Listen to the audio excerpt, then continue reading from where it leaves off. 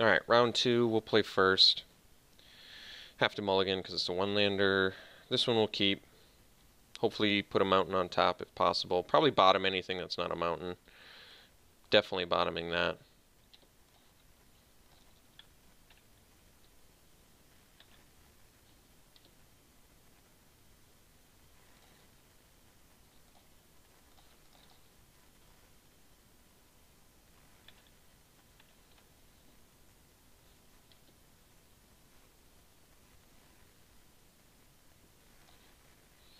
Alright, off to a pretty rocky start here, unfortunately, but once again, sort of out of my hands.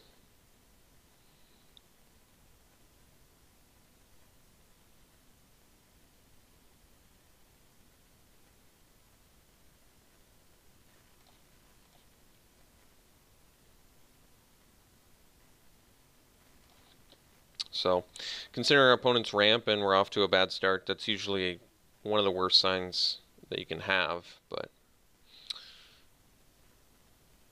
alright, so more value for our opponent while we ideally draw a mountain here to get into this game.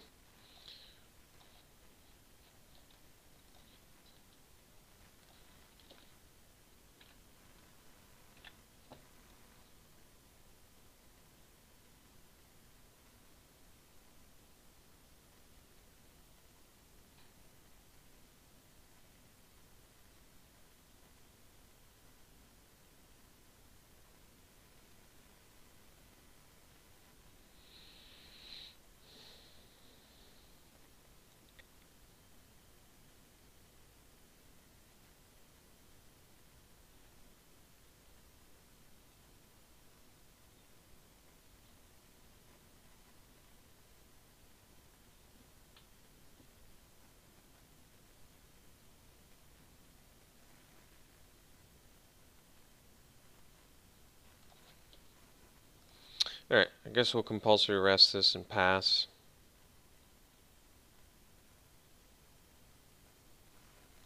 It's not what I want to do, but I can't do anything else, so I guess that's what we'll do.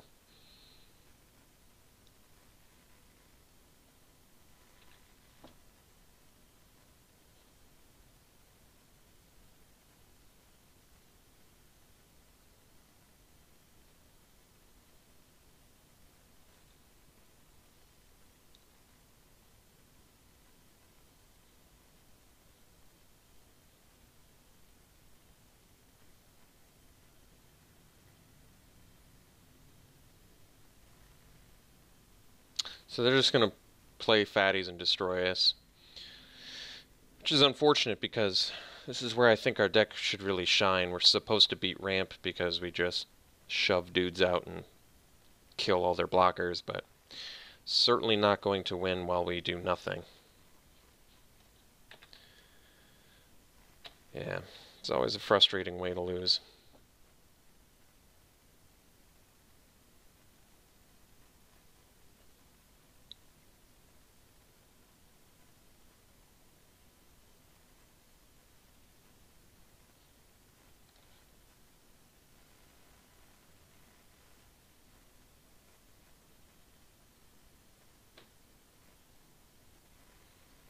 Alright, so I'm ready to concede now. This is too late. I'd almost rather, at this point, I'd rather not even show them my second color. I don't actually think we can. Let me think how I climb. Let me think about how I realistically climb back in this game. I realistically climb back in this game by playing this, playing Sure Shot or Survivor or Dauntless Haven, ripping Farm to Market, ripping Desert's Hold. Okay, it is theoretically possible. It's possible to win this game. Extremely unlikely, but possible, so I better play it out. Maybe in our best interest to just kill the Naga. That way we can minimize the damage while we ideally rip a farm to market. Into a farm to market. Into a Desert's Hold.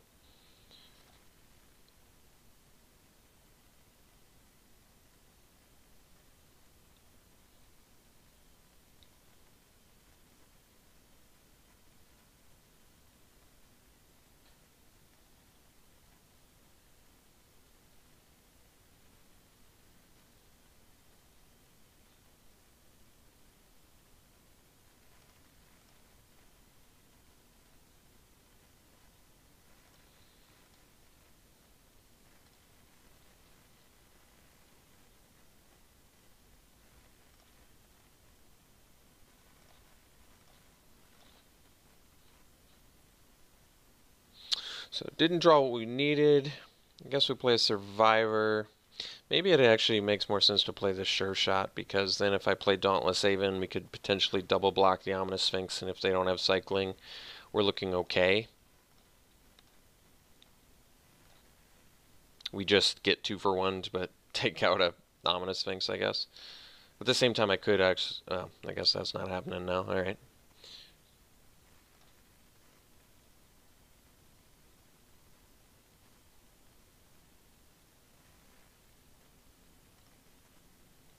At least we're getting a lot of card information out of them, I guess.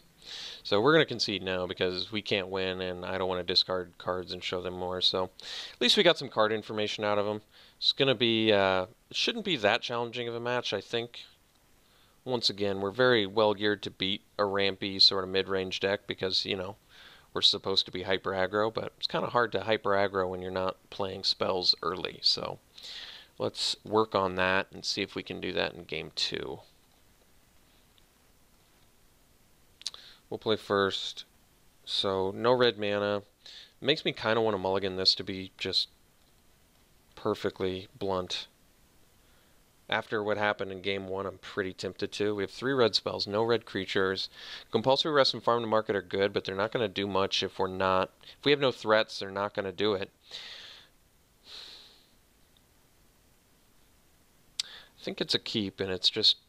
Once again, we're just praying to the luck gods that we can draw something, whether it be a white creature, a red mana, something.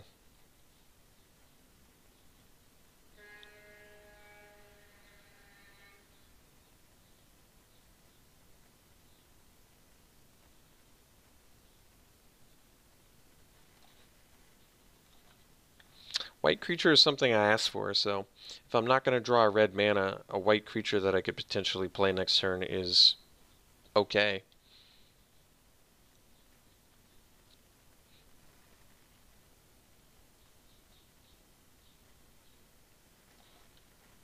Alright, that's pretty good. So let's play the flyer here.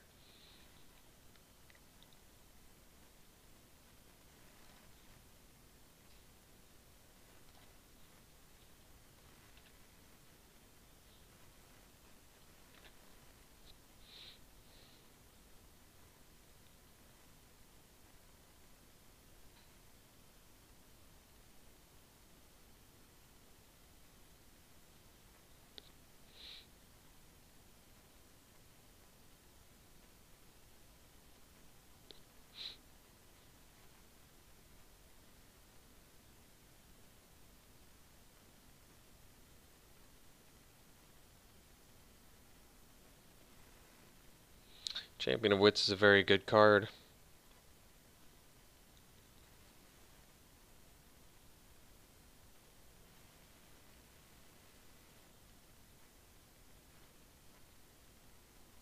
So you got a combatant and a desert in there. Alright, so let's smash, untap itself, play the Sure Shot, and pass.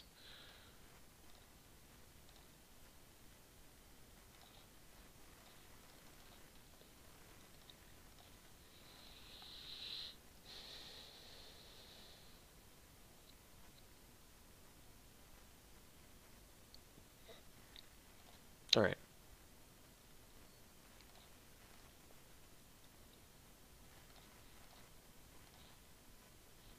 So we'll compulsory rest.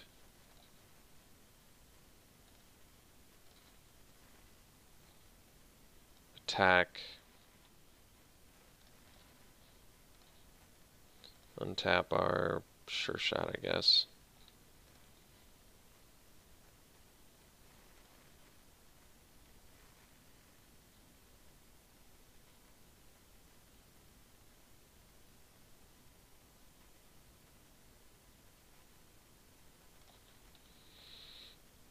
Play the Adept and pass.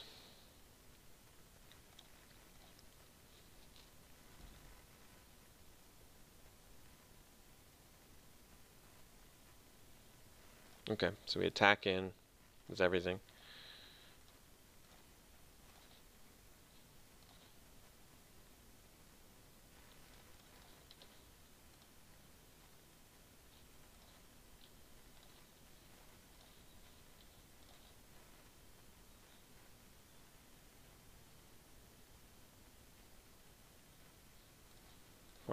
mark it. Pass.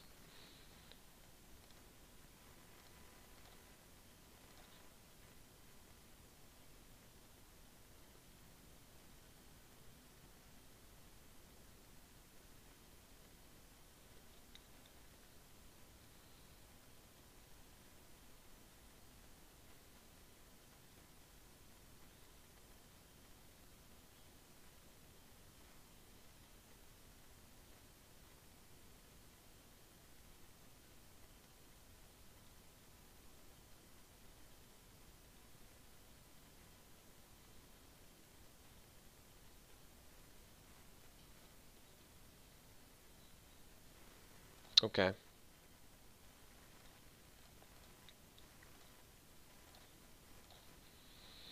So deserts hold and smash again.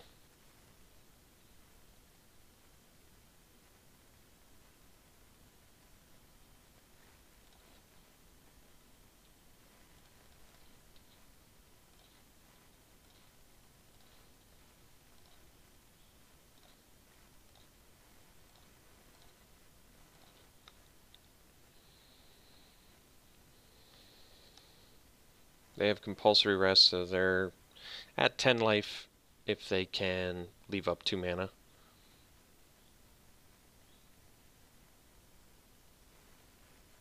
Devotee. Alright, so looks like they're going to take out our flyer.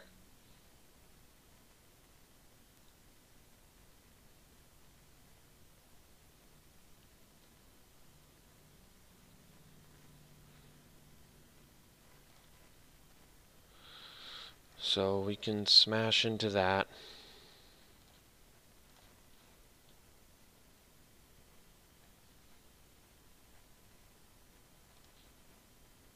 I think we just offer the trade. Because I want to play this Emberhorn now. I could do the Brute Strength, but I think this is going to be better for us overall. Because of the Menace. And if I get a land, I can go Brute Strength Open Fire too.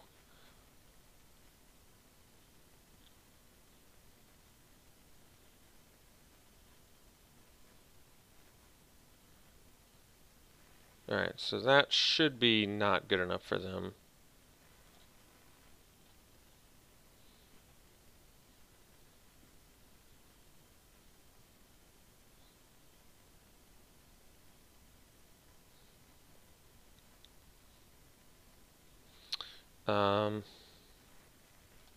Okay, so I take that back. They have 2 blockers now, but I guess we can just kill the Sandwalla.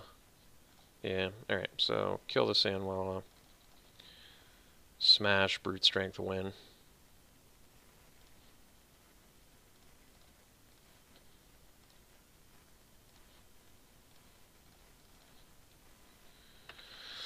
Okay, so opponent's deck is mid to late game value for the win. We have all the hard removal we need for their big threats. So, like I said, this is why this should be a good matchup for us. Not only is their deck contingent on hitting the right colors to play double color Ominous Sphinx and double color Champion of Wits and splash Trial of Zeal, and we don't even know what the black is for yet. Our deck is so single-minded that this should really be an easy match. It's totally contingent on can we curve out versus how well can they fix and survive. So I would hope that we have the advantage on that front, but I guess we will find out in Game 3 here. Alright, this is a good hand. This is definitely the kind of hand we're looking for. Being able to exert our steward to tap something and pump our team and get a dude. I mean, this is one of the better openers we've had, so I do like this quite a bit.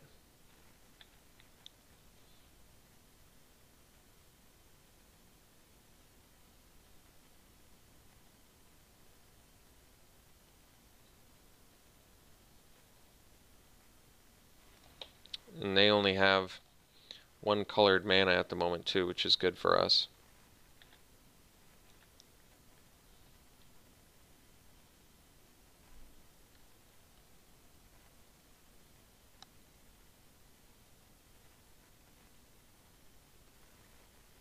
Okay, so they're on the ramp plan. Not the most exciting draw there, but let's play our Defiant Kenra and then pass.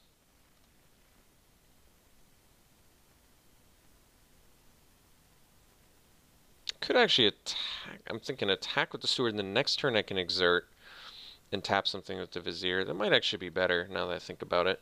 Might be strange, but I think that actually, like I said, could possibly be right here, believe it or not. Like play Vizier, tap something, get in with Kenra, get a dude.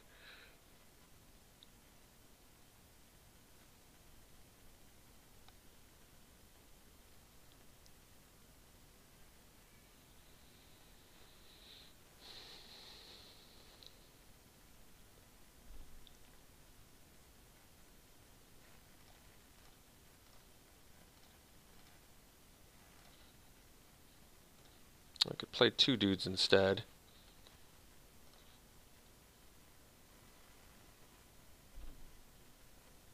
Which also isn't bad. But I kind of want to stick to my original game plan here.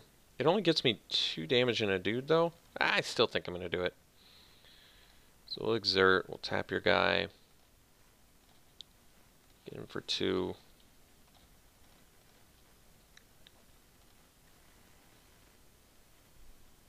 And pass. And then next turn we can also tap with our Vizier.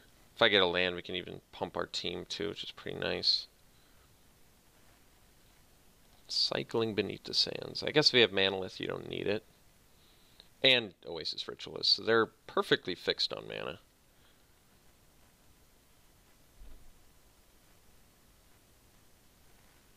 Trial of Zeal. So I imagine they're going to take out our Vizier. They do.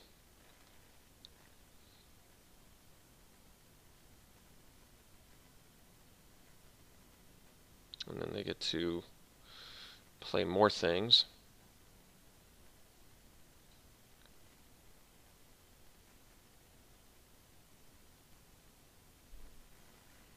Weaver, okay.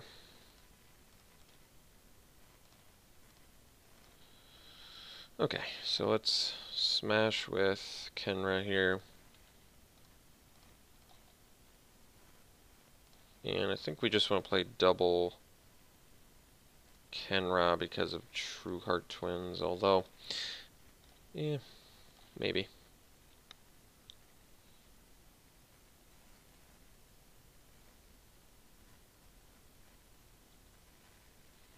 Cycling Beneath the Sands.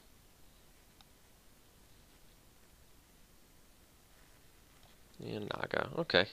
1 card left in their hand, not bad for us actually, and they don't have great blockers for our dudes, so we're actually looking okay here. So we did get the 5th land. I can play the True Heart Twins, which is pretty good. This is probably a good opportunity to do it, so we will.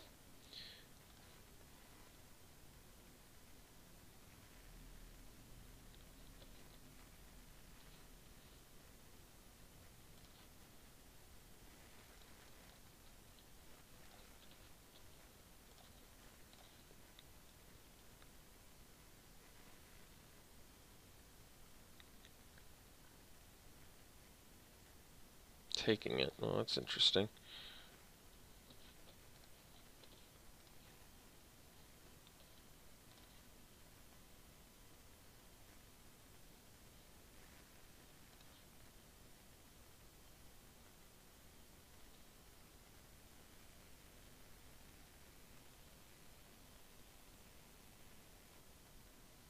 And they concede. Well, that was weird. They must have forgot about True Heart Twins or something. I don't actually know why they did that, but thankfully we got the victory there, so we'll see you in round 3.